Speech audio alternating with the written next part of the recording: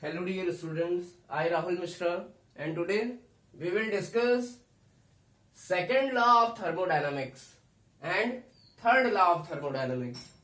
So first we will discuss what is second law of thermodynamics. So listen, the main points of this law are, first point is heat cannot be flow from cold body to hot body. It means heat कभी भी cold body से hot body की तरफ flow नहीं करती है. So heat can not be flow from cold body to hot body. So this is the first point of second law of thermodynamics. Heat can not be flow from cold body to hot body. Now second thing, second point of second law of thermodynamics is all the spontaneous reactions are irreversible. All the spontaneous reactions are irreversible. It means जितनी भी spontaneous reactions हैं जो स्वतः हो जाती हैं या खुद से हो जाती हैं वो irreversible होती हैं. Irreversible means वो केवल एक डायरेक्शन में होंगी, दूसरी डायरेक्शन में वो खुद से नहीं हो पाएंगी. For example flow of water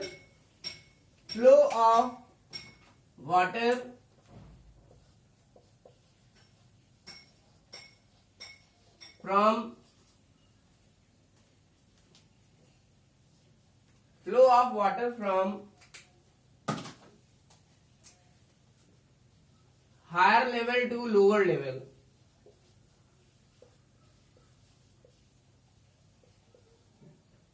हमें पता है वाटर का फ्लो हायर लेवल से लोअर लेवल पर खुद से हो जाता है. इट मीन्स यहां पर हमको कोई एक्सटर्नल फोर्स की जरूरत नहीं पड़ती है. So listen, so this is spontaneous process.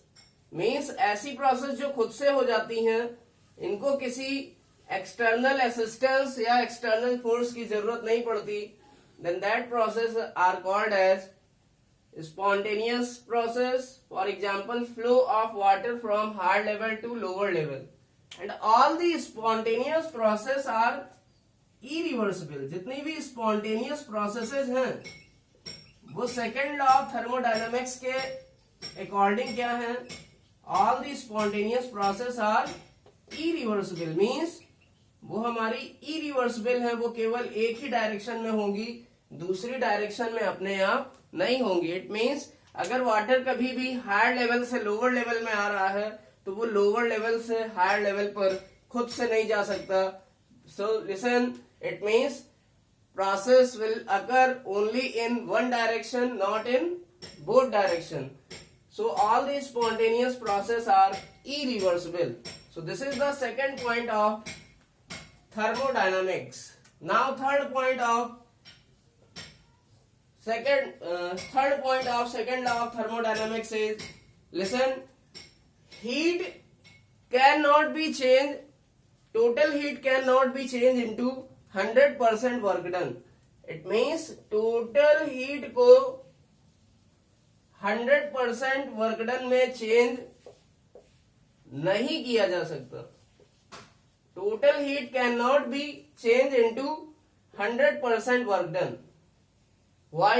Because some part of the heat given to the system is used to change the internal energy of that system. It means total heat जो system को दी जाती है उसको 100% work done में change नहीं किया जा सकता, क्योंकि जो सिस्टम को हीट दी जाती है उसका कुछ पार्ट सिस्टम की इंटरनल एनर्जी को चेंज करने में खर्च हो जाता है. So listen, all these points are of second law of thermodynamics. And last point of second law of thermodynamics is entropy of the universe always increasing. It means जो universe है हमारा उसकी जो एंट्रोपी है, entropy means disorderness, entropy of the universe वो हमेशा क्या हो रही है, यूनिवर्स की एंट्रोपी हमेशा बढ़ती जा रही है. So entropy of universe always increasing. So all these are the important points of second law of thermodynamics. Now we will discuss what is the statement of third law of thermodynamics.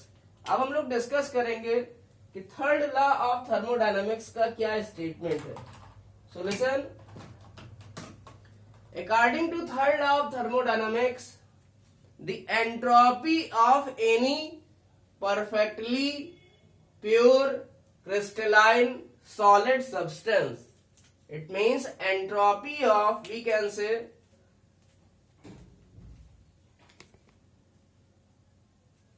it means entropy of pure perfectly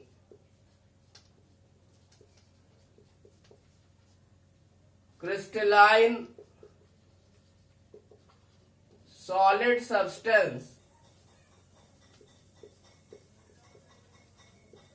is equal to 0 at 0 Kelvin. It means किसी भी pure perfectly crystalline solid substance की जो entropy होगी वो क्या होगी, वो 0 होगी. किस टेम्परेचर पर, 0 केल्विन पर. ये कौन कहता है? This is the statement of third law of thermodynamics. We all know that solid substance has least entropy. जो सॉलिड की एंट्रोपी होती है वो सबसे कम होती है in comparison to liquid and gas, because the particles of solid are fixed at their position, and listen, there will be much force of attraction between them. It means solid के particle क्या होते हैं, अपनी position पर fix होते हैं.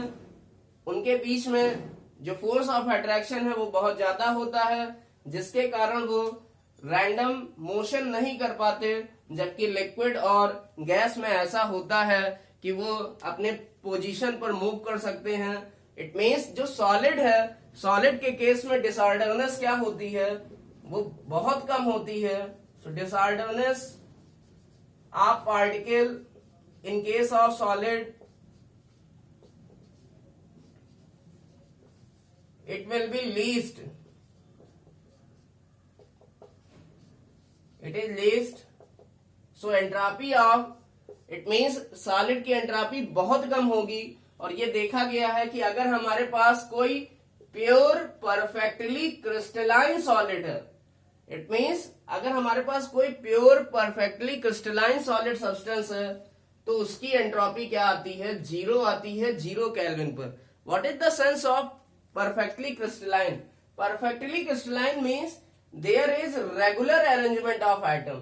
It means अगर perfectly crystalline होगा सब्सटेंस हमारा, इसका मतलब वहां पर एटम्स का अरेंजमेंट क्या होगा, एक रेगुलर या डेफिनेट या वेल डिफाइंड होगा, जिससे कि एंट्रोपी और कम हो जाएगी, क्योंकि वहां पर डिसऑर्डरनेस बिल्कुल नेग्लेजिबल होगी.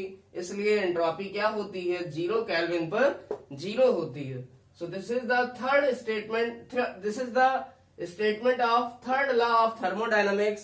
Now we will discuss the concept of residual entropy. अब हम लोग डिस्कस करेंगे residual entropy का concept. What is the concept of residual entropy? Residual means शेष बची हुई. Residual entropy. So listen, entropy of some substances like H2, O2, CO, NO, it is not found equal to 0 at 0 Kelvin. It means in substance की entropy 0 नहीं पाई जाती है 0 kelvin पर. So listen, it means they have some value of entropy.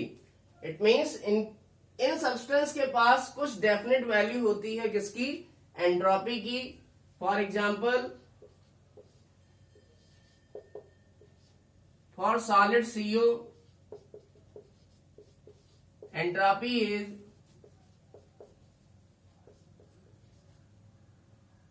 3.8 and for ice entropy is 3.3.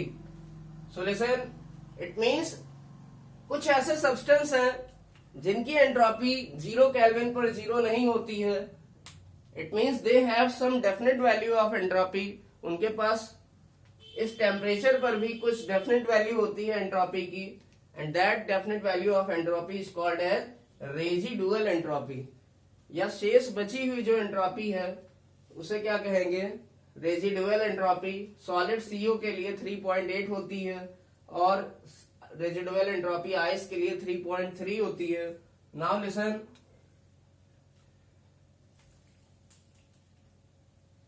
This is the concept of residual entropy.